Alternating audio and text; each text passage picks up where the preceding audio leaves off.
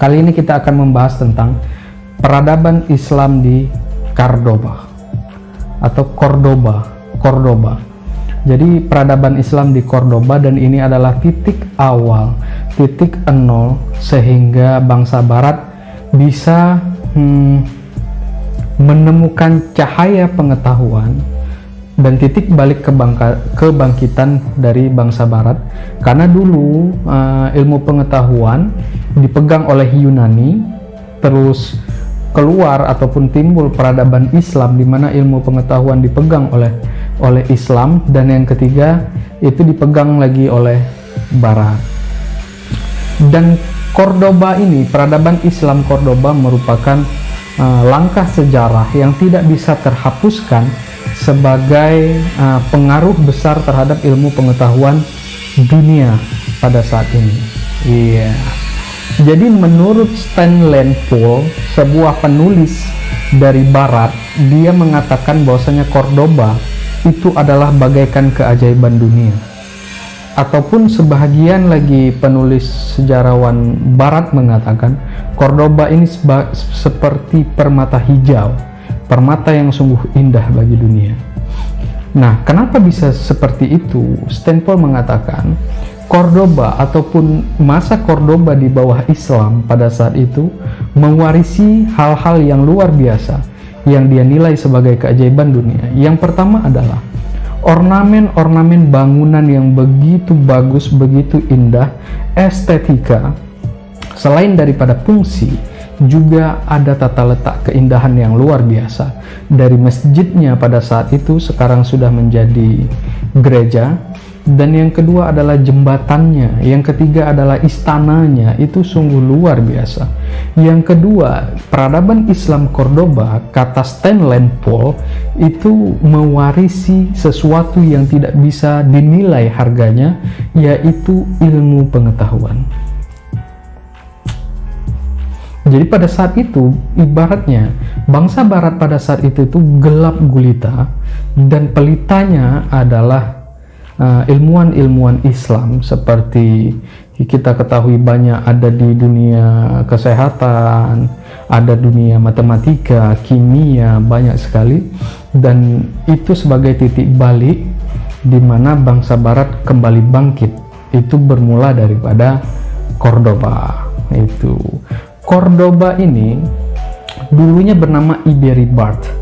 Dia pernah ditaklukkan oleh Romawi yang di bawah pimpinan Loteo pada tahun 1609 sebelum Masehi. Jadi sebelum Masehi. Terus pernah juga ditaklukkan oleh Julius Caesar. Julius Caesar tahu, di film-film juga banyak, sebagai panglima perang Romawi pada saat itu pernah menaklukkan Cordoba pada tahun 45 Masehi, dan 5 abad setelahnya Cordoba ini ataupun Iberibart ini itu di bawah kepemimpinan Bizantium.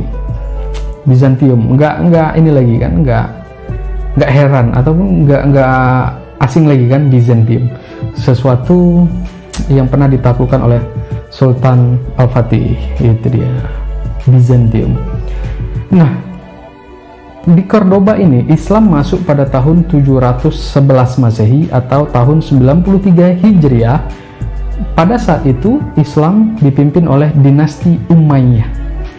Nah, penaklukan ini dipimpin oleh Panglima Tariq bin Ziyad di bawah perintah Gubernur Afrika Utara Musa bin Nusair, dan pada saat itu Khalifah Bani Umayyah yaitu Walid bin Abdul Malik atau Al-Walid I.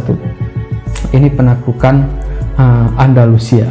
Seperti kita ketahui kisahnya Tariq bin Ziyad ini, nanti kita akan kisahkan lagi. Ini luar biasa karena pasukannya tidak berimbang pada saat itu, tetapi Tariq memerintahkan anggotanya untuk membakar kapal-kapal penyeberangan mereka dan mengatakan di belakang ada lautan dan di depan itu adalah Sahid. Jadi pilih mana, daripada mati tenggelam bagus mati Sahid. Gitulah. Jadi sehingga pasukannya waktu itu benar-benar luar biasa, maju terus, dan akhirnya pada malam hari 700 tentara kavaleri yang dipimpin oleh Mughith Arumi berhasil mendobrak masuk ke Andalusia. Dan bukan hanya di wilayah itu saja, tetapi Islam juga menaklukkan beberapa daerah lainnya seperti Toledo, Sevilla, Malaga, Elvira. Jadi kayak Sevilla, Malaga ya kan, Sevilla itu kan klub bola juga ya kan. Itu pernah ditaklukkan oleh Islam, dan di saat itu Toledo adalah ibu kotanya di saat Bani Umayyah yang memimpin, dan pusatnya di Damaskus itu. Nah, ketika Bani Umayyah runtuh dan dinasti Abbasiyah yang maju, jadi dulu Umayyah itu di Damaskus, Abbasiyah itu di Baghdad. Nah, jadi pusat pemerintahannya di Baghdad, yaitu Bani Abbasiyah, dinasti Abbasiyah. Nah, ketika Abbasiyah memimpin, ada orang dari Bani Umayyah, yaitu Abdurrahman, itu dia bukan lari, tapi dia memutuskan untuk pindah ke bagian Afrika dan terus masuk ke Cordoba, dan dia memutuskan untuk mendirikan sebuah pemerintahan di Cordoba. Dia dari Umayyah, tapi Umayyah sudah tersingkir dan dipimpin oleh Bani Abbasiyah. Jadi ini adalah Cordoba, ini salah satu daerah yang dibangun oleh Umayyah tetapi di masa Abbasiyah. Oke, sampai sini. Iya. Agak-agak ini ya kan, cemana pula. Jadi pada saat itu Abbasiyah yang memegang, tetapi Cordoba dibangun oleh Umayyah. Karena pada saat runtuh, si Abdurrahman ini dia memutuskan untuk membangun daerah yang baru daripada merebut kembali sistem kekhalifahan pada saat itu. Begitu dia. Nah, namanya adalah Abdurrahman Ad-Dakhil, atau sering terkenal dengan Abdurrahman I. Itu yang membangun Cordoba, dan beliau ini adalah orang dari Umayyah di masa Abbasiyah. Nah, masuk dan berkembangnya Islam di Cordoba itu pada tahun 711 sampai 912 Masehi.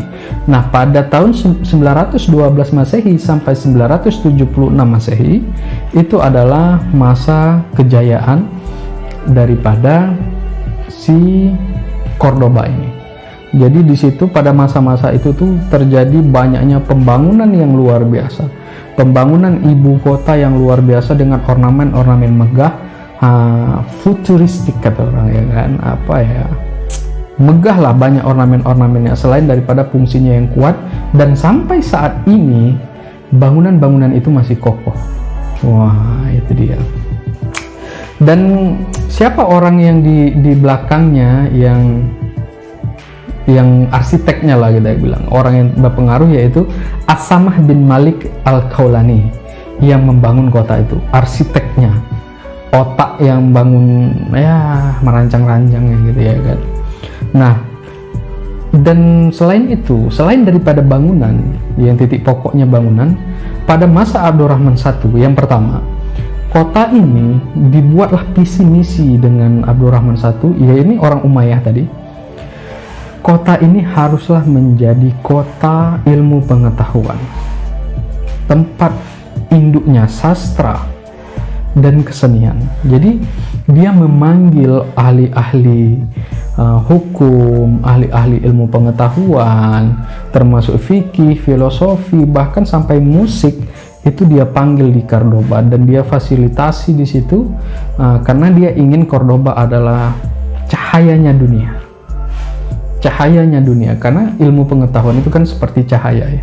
Cahayanya dunia, itu visi misi dia membangun Cordoba tadi. Nah, pada saat masa Khalifah Abdurrahman An-Nasir dan anaknya Al-Hakam, masa puncak kekayaan dan kemewahan yang belum pernah ada sebelumnya dicapai oleh Cordoba. Jadi ketika ilmu pengetahuan itu sudah kita bilang tinggi, maka uang akan ikut ya, mungkin kira-kira begitu. Jadi mereka banyak orang arsitek, banyak yang ahli kedokteran, banyak yang ahli matematika, banyak yang ahli ilmu falak. Jadi banyak sekali yang dibutuhkan oleh daerah-daerah yang lain. Selain mereka membangun daripada pertanian, perikanan, dan sebagai macam yang lain-lainnya lagi. Nah, Pada saat itu, Cordoba setara dengan Baghdad, Abbasiyah, Bizantium, Konstantinopel, dan Kahera ataupun Kairo itu ke dinasti Fatimiyah Kairo. Jadi dia itu sudah setara dengan pemimpin kota-kota besar. Bahkan dia setara dengan Baghdad. Iyalah, dia kan dari Umayyah, ya kan, besar juga dulu. Cuman dia begitu Abbasiyah ambil, Umayyah memutuskan untuk ke Cordoba dan membangun Cordoba di sana. Itu dia. Bahkan di zaman Abdurrahman III itu berdirilah Universitas Cordoba, di mana universitas itu mengundang daerah-daerah lain, mahasiswa kita bilang, untuk bersekolah di sana. Bukan hanya Muslim, tetapi Kristen dan semuanya ada belajar di situ. Dan salah satu yang paling menonjol di dalam sejarah mahasiswanya adalah Gerbert de Aurillac, yaitu beliau berkuliah di situ, belajar ilmu matematika, filosofi dan segala macam, dan beliau adalah Paus Sylvester II. Nah, jadi Paus Sylvester II pernah belajar di Universitas Cordoba, universitas Muslim, orang-orang Muslim. Tetapi ini ilmu pengetahuan, bukan milik satu dua agama, tetapi milik semua manusia. Gitu tadi kan, semua orang berhak untuk menuntut ilmu, gitu. Cuman pada saat itu difasilitasi oleh Cordoba, yaitu sebuah kekhalifahan Islam yang besar. Dan di zaman Al-Hakam Al-Muntasir, beliau mendirikan 27 sekolah swasta yang bertaraf universitas. Jadi 27 itu sekolah-sekolah dan 70 perpustakaan. Bayangkan, waktu itu sudah memiliki 27 seperti universitas. Style lah kita bilang ya, sekolah tinggi. Universitasnya tetap Cordoba. Jadi sekolah tinggi, ada 27 sekolah dan 70 perpustakaan. Karena memang pusatnya, seperti pendirinya dulu, ingin menjadikan Cordoba adalah cahayanya dunia. Itu dia. Dan bukan hanya segi ilmu pengetahuan, ini adalah bukti yang tertinggal sampai sekarang, bahkan terdaftar di UNESCO, Badan Budaya Dunia, yaitu Istana Az-Zahra. Istana yang dibangun pada saat kekhalifahan Islam di Cordoba, Andalusia, Spanyol, gitu. Yang membangun adalah Abdurrahman III sampai Al-Hakam II. Dan puncak kejayaannya, mereka pada saat itu terdapat 3.000. Jadi 283.000 rumah, 900 kamar mandi umum, 800 unit sekolah, dan 50 rumah sakit. Wow.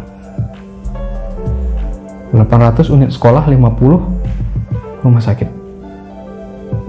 Di zaman kejayaan daripada Cordoba di bawah kekhalifahan Islam pada saat itu. Sayangnya, masa kejayaan ini hanya bertahan 320 tahun sebelum digulingkan oleh dinasti Amiriyah. Jadi dinasti Amiriyah menggulingkan dinasti Umayyah yang ada di situ. Dan pada tahun 1031 Masehi, Islam benar-benar terusir dari Spanyol, Andalusia Spanyol. Dan itu kita tahu bagaimana kejamnya tentara salib. Dan yang lebih terkenal lagi yaitu Ratu Isabella yang tidak ada pandang bulu di dalam membasmi Islam.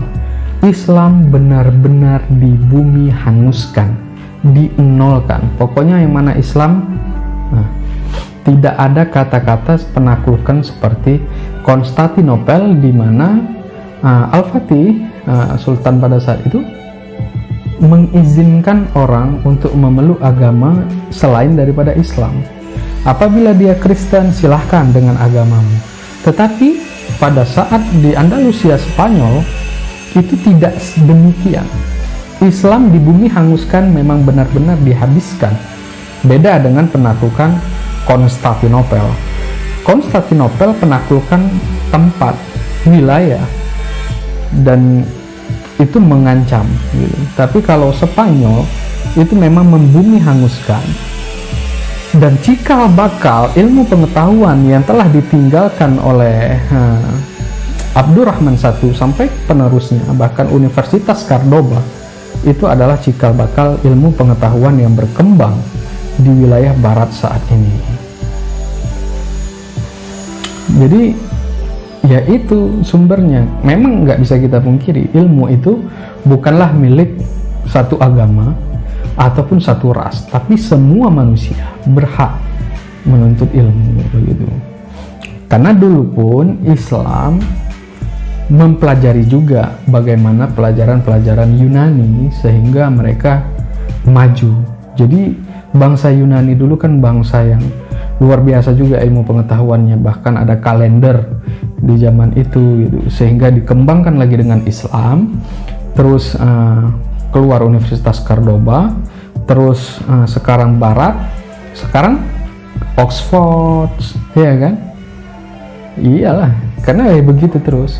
Dan suatu saat insya Allah Islam akan kembali berjaya.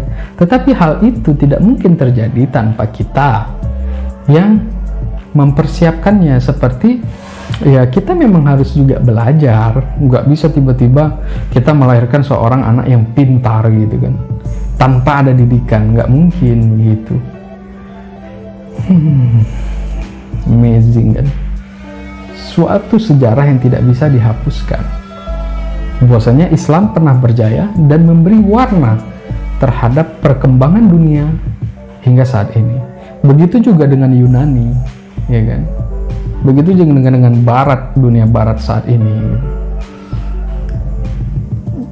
Ya, sekarang mudah-mudahan Islam akan kembali kepada masa kejayaannya. Tidak dengan sebuah, yang saya maksud adalah kejayaan ilmu pengetahuannya. Ya kan? Cuma sepakat kita? Ya, itulah dia tadi cerita tentang Cordoba, sebuah wilayah barat Spanyol, Andalusia, provinsi Andalusia, yaitu di sepanjang tebing sungai Guadalquivir, Cordoba. Dan di situ lahirlah sebuah Universitas Cordoba di masa kepemimpinan Khalifah Islam di zaman dinasti Abbasiyah. Tapi yang membangun Bani Umayyah. Ya, itu tadi. Amazing, luar biasa, Masya Allah. Dan sekian cerita kita pada hari ini, dan nantikan cerita-cerita inspirasi lainnya. Dan jangan lupa subscribe, komen, like, dan share video ini untuk membangun channel ini sehingga bisa bermanfaat untuk diri saya dan untuk teman-teman semua. Saya Tengku Ridwan, mohon maaf apabila ada salah kata ataupun pengucapan. Saya akhiri dengan wabillahi taufik wal hidayah.